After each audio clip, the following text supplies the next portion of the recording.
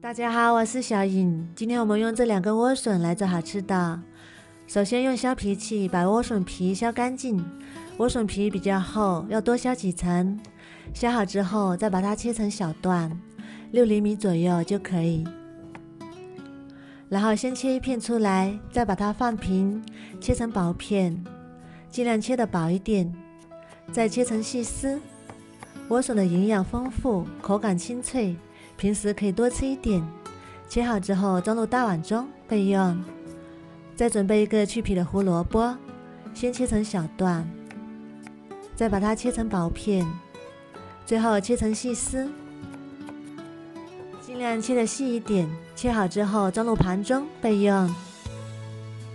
再准备一把金针菇，像这样一朵一朵掰下来，掰成小朵，然后放到清水里清洗干净，放一旁备用。锅中水烧开，加1勺盐，再加1勺食用油，把胡萝卜也加进来，焯水1分钟，然后捞出来过一下凉水，放凉水里泡着备用。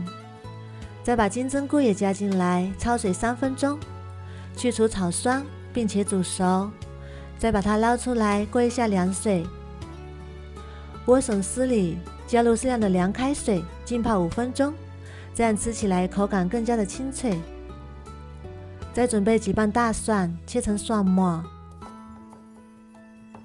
切好之后装入碗中，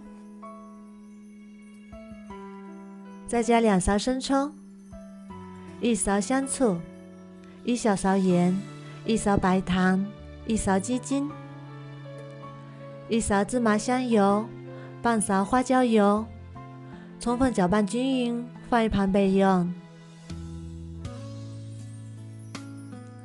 再把金针菇控水捞出来，把水分挤干，然后装入大碗中抖散。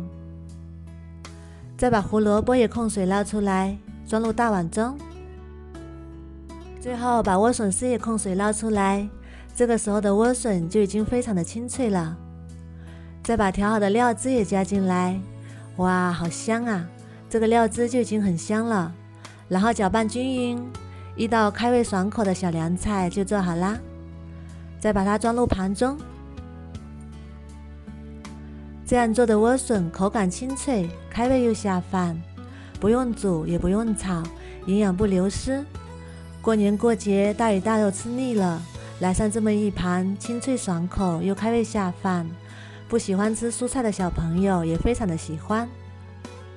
莴笋的营养丰富，清热解毒，还能促进消化，老人和孩子都可以多吃一点，这样做营养不流失。